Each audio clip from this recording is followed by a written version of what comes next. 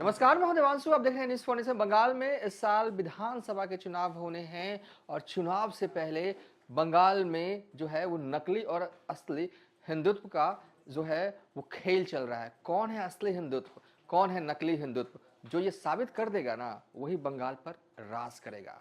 विस्तार से बताएंगे रोहित, लेकिन उससे पहले पैकेज देखिए। आज दिन भर ममता बनर्जी ने किया क्या। बंगाल चुनाव से पहले मुख्यमंत्री ममता बनर्जी ने अपने जन्मदिन पर दक्षिण 24 परगना जिले के सागर द्वीप को बड़ी सौगात दी है। उन्होंने गंगा सागर को सड़क मार्ग से जोड़ने के लिए करीब 5 किलोमीटर लंबे पुल की आधारशिला रखी। मूड़ी गंगा नदी पर बनने वाले इस पुल को गंगा सागर सेतु का नाम दिया गया है। यह पुल हुगली नदी और बंगाल की खाड़ी के संगम पर स्थित सागर द्वीप को हर मौसम में सड़क संपर्क उपलब्ध कराएगा। ममता बनर्जी पुल की आधारशिला रखने के बाद कपिल मुनि आश्रम जाती हैं। कपिल मुनि पहुंचकर पूजा अर्चना करते हुए नजर आती हैं। फिर मीडिया के सवालों पर भी जवाब देती हैं। प्लीज इसमें आप बात मत करो। Don't ask me all this personal question. And हमारा कोई लेटर भी हमारे पास नहीं है और ऐसा मत बोलो। हम भी भेजते हैं सबको, ऐसा मत बोलो। इसका साथ उसको संबंध मत लो। Ganga Sagar is very important to me. It is not my personal life. And Ganga Sagar they are not giving 1 paisa to Ganga Sagar mela. Without their help we are doing it and we will do that.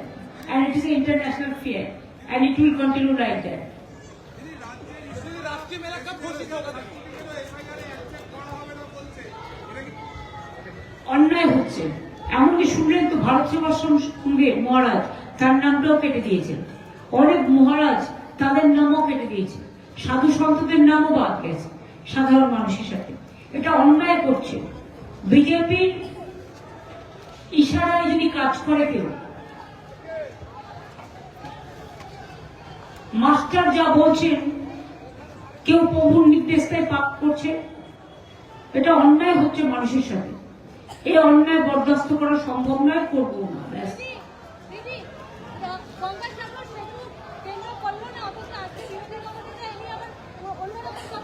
আর ছাড়ুন দেখিনি, যারা কিছু করে না তারা বলে বেশি। और आपने प्लीज उनके संबंध में हमारे किसी क्वेश्चन करबेन ना। सागर द्वीप पर हर साल मकर संक्रांति के मौके पर गंगा सागर मेला लगता है और इस दिन देश भर से संगम में स्नान करने और कपिल मुनि मंदिर में पूजा अर्चना करने के लिए लोग आते हैं। गंगा सागर सेतु का काम 2 सालों में पूरा कर लिया जाएगा। फिलहाल सागर द्वीप तक केवल नाव के जरिए ही लोग पहुंच पाते हैं। गंगा सागर मेले के दौरान तीर्थ यात्रियों की भारी भीड़ और ज्वार भाटी की वजह से अक्सर बाधित हो जाती थी। इस पुल का निर्माण हो जाने के बाद सागर द्वीप आने वाले श्रद्धालुओं की संख्या बढ़ेगी। लोगों के लिए रोजगार के अवसर भी बढ़ेंगे।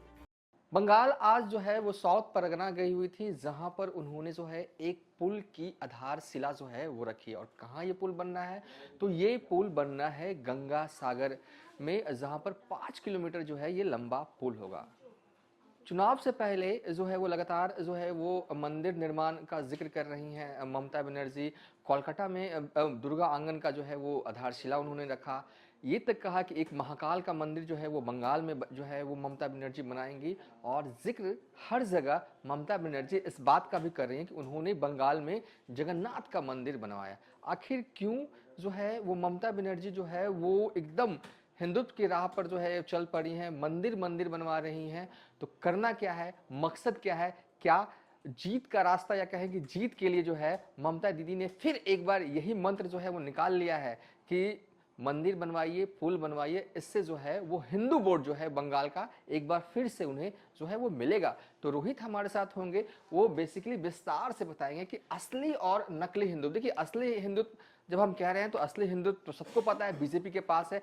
और ये जो ममता बनर्जी कर रही हैं, ये कोलकाता की तस्वीर है जब दुर्गा आंगन का जो है आधारशिला रखी गई। और ये आज की तस्वीरें हैं जहां पर एक आश्रम जाती है गंगा सागर में। तो क्या एक बार फिर 2021 में बंगाल की जनता ने ये माना कि असली हिंदुत्व जो है वो ममता बनर्जी के पास है? क्या 2026 में फिर जो है वो बंगाल की जनता यही मानेगी कि असली हिंदुत्व तो ममता बनर्जी के पास है। रोहित, क्या लग रहा है आज दिन भर गंगा सागर में हाँ पुल बिल्कुल, का गंगा सागर गई हैं ममता बनर्जी और पुल की आधारशिला रखी है। और बहुत इंपॉर्टेंट है क्योंकि कहते हैं भारतीय परंपरा में कि सारे तीर्थ बार बार, गंगा सागर एक बार। वैसे ममता बनर्जी हर साल गंगा सागर जाती हैं, वहां पर एक बड़ा राजकीय मेला जो है वो आयोजित होता है और इसकी शुरुआत होती है मकर संक्रांति के दिन। उस दिन देश दुनिया भर के जो लोग हैं वो गंगा सागर के पास जो स्नान करने पहुंचते हैं।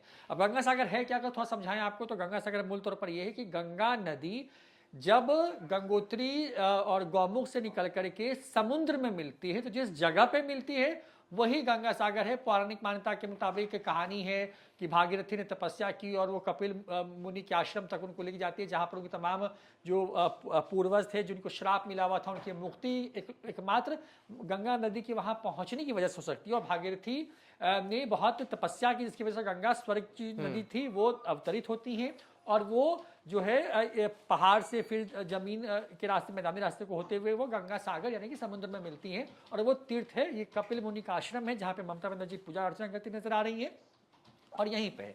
अब सवाल दिवांशु ने किया कि असली हिंदू और नकली हिंदू की बात क्या है। उस स्लाइड पे जाएं, उससे पहले देखिए हम बताते हैं कि ममता बनर्जी की जो है जब वो आई थी पहली बार सत्ता में, जब 2011 में, तो उस वक्त आने के पीछे उनका जो उनके पीछे जो चीज़ें थी वो यही थी कि वहाँ की जो लेफ्ट सरकार थी वो एंटी हिंदू हो गई थी और ममता बनर्जी ने उसी नैरेटिव को गढ़ा, उसको भुनाया और नंदीग्राम और सिंदूर जैसे मुद्दे को उठा करके ममता बनर्जी बंगाल की सत्ता में काबिज हो जाती हैं।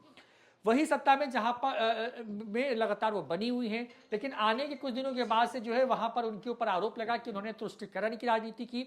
वहां पर जानबूझ करके मुसलमानों को, जो मुस्लिम समाज के लोग हैं उनको एक तरीके से शह दिया और इसकी वजह से जो वहां के जो मूल निवासी हैं, जो बंगाली हिंदू हैं, उनको एक तरीके से उनके अंदर भय का माहौल हुआ और वहां पर जिस तरीके की डेमोग्राफी बदली कई जिलों के अंदर में, उसके बाद ममता बनर्जी पर ये आरोप बीजेपी ने कम से कम लगाना शुरू किया तब जब बीजेपी वहां पर इमर्ज हुई। देखिए जब 11 में ममता बनर्जी वहां पर आई तो पहली ममता बनर्जी की सरकार बनी वहां पर और उनके विपक्ष में लेफ्ट थी, लेकिन दूसरे चुनाव आते थे वहां पर बीजेपी का उदय होता है, तीसरे चुनाव आते आते बीजेपी वहां पर नंबर 2 की पार्टी बन जाती है और मुख्य विपक्षी दल है।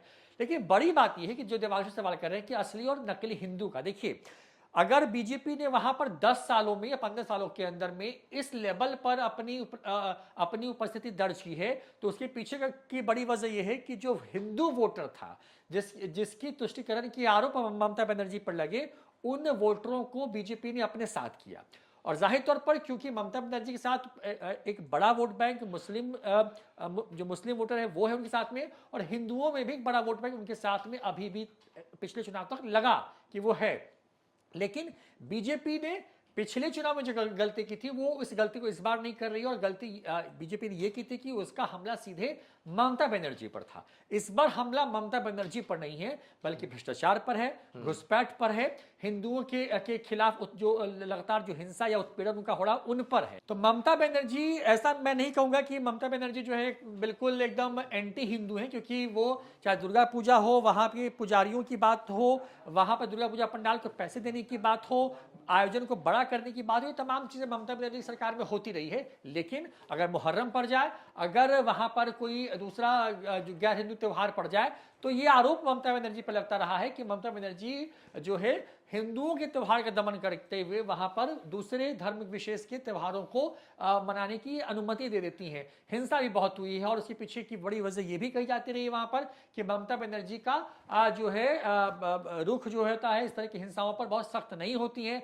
कई बार सुप्रीम कोर्ट और हाईकोर्ट ने इंटरवीन किया है वहां पर, राज्यपाल तक ने वहां पर इंटरवीन किया है, ये तमाम चीजें हुई। लेकिन ममता बनर्जी ने किया क्या है, देखिए पिछले अगर 1 महीनों की बात करें तो उन्होंने झड़ी लगा दी है और जो छवि उनकी थी एंटी हिंदू होने के नाम पर, ममता बनर्जी को वहां में बंदोपाध्याय कहा जा रहा है क्योंकि वो पुराना टाइटल है जो कि वहां के बंगाली ब्राह्मण्स लगाते थे। बाद के मॉडर्न ब्राह्मण्स जो है वो बनर्जी हो गए, जैसे मुखोपाध्याय वहां के मुखर्जी हो गए। तो 29 दिसंबर को ममता बनर्जी ने कोलकाता में दुर्गा जो है आंगन परिसर की आधारशिला रखी। इस परिसर की आधारशिला रखने के पीछे का कारण ये था कि जो है यूनेस्को ने दुर्गा पूजा को जो है वैश्विक स्तर के त्योहार के तौर पर उसको मान्यता दी। उसके बाद सिलीगुड़ी में महाकाल मंदिर का निर्माण किया जाएगा, ये उन्होंने नींव रखी वहां पर। और उसके बाद पूर्वी मोदी नगर के दीघा में जो है जगन्नाथ मंदिर उन्होंने साल 30 अप्रैल 2025 के अप्रैल में उन्होंने इसका उद्घाटन किया। और ये कहा जाता है कि पश्चिम बंगाल का सबसे बड़ा जगन्नाथ मंदिर है। और इस पर इनकी लड़ाई भी हुई ओडिशा सरकार से, क्योंकि उन्होंने इसका नाम जगन्नाथ धाम रखा, जो कि मूल तौर पर ओडिशा के पुरी में पड़ता है। तो ममता बनर्जी जो है इस तरीके की चीजें करके कर रही है। अब बड़ी बात यह है कि साउथ 24 परगना में कुल 31 विधानसभा की सीटें आती हैं। अब बड़ी बात यह कि साउथ 24 परगना कहां पर है, तो ये नक्शे में यहां पर है, जो 18 नंबर आप देख पा रहे हैं ये। और यहीं पर इसी जिले में है गंगा सागर है। अगर मैं इसको थोड़ा सा बड़ा करूं तो आप इसको समझ पाएंगे। देखिए ये जो जगह है ना, ये जो देख रहे हैं पूरा, ये सुंदरबन का डेल्टा इसी इलाके में बनता है।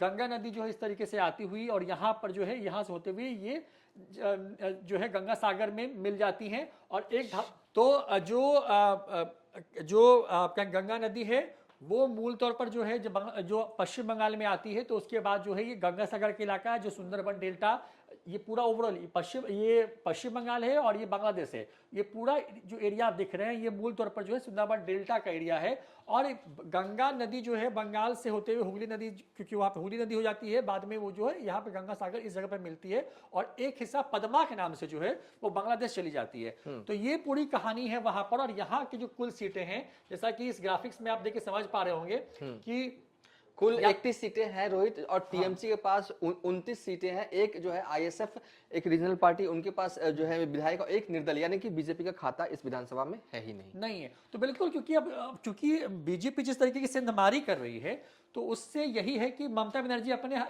उनके जो बिल्कुल एक कहें कि वो जो हार्डकोर रीजन्स हैं उनको और स्ट्रॉन्ग करने की कोशिश करें। और ममता बनर्जी के ऊपर आरोप यही लगता रहा है कि वो हर साल जाती हैं गंगा सागर में, लेकिन वहां पर जो दिक्कतें होती हैं, लोगों को जिस तरह की परेशानियां हो रही थी, उस पर सरकार ने 15 सालों में कोई ध्यान दिया नहीं। इन चुनावों में क्योंकि अब उनके पास दिक्कत, उनकी मजबूरी ये हो गई है कि उनको अपनी इमेज, देखिए हर राज्य में चुनाव के आसपास में सरकार कुछ बड़ी बड़ी घोषणाएं करती है। बिहार का, महाराष्ट्र का, मध्य प्रदेश का, छत्तीसगढ़ के, राजस्थान के चुनाव इसकी उदाहरण है। छत्तीसगढ़ में सिलेंडर को 500 किया गया, महाराष्ट्र में पैसे दिए गए, उसी तरीके से मध्य प्रदेश में हुआ, उसी तरीके से झारखंड में हुआ, और बिहार में भी महिलाओं को पैसे दिए गए। सरकार कुछ ना कुछ बड़ा कदम उठाती है। नीतीश कुमार, क्योंकि अभी हाल के चुनाव बिहार का है देवांशु, तो उसे कोऑर्डिनेट करके देखते हैं कि नीतीश कुमार ने चुनाव के पहले पूरे बिहार की यात्रा की। हर जिले पहुंचे और लगभग हर जिले में उन्होंने 200, 250, 400, 500 करोड़ की घोषणाएं की, शिलान्यास का उद्घाटन किया। तो ममता बनर्जी भी अब वही काम कर रही हैं, क्योंकि लेकिन देखिए मेरा जो कहना है रोहित कि जैसे कि ये जो मंदिर जो कर रही हैं, तो क्या बंगाल का हिंदू इस बार भी जो है ये मान रहा है कि हमारे लिए तो हिंदुत्व का मतलब ममता बनर्जी ही सही है, बीजेपी वाला हिंदुत्व हमें नहीं चाहिए?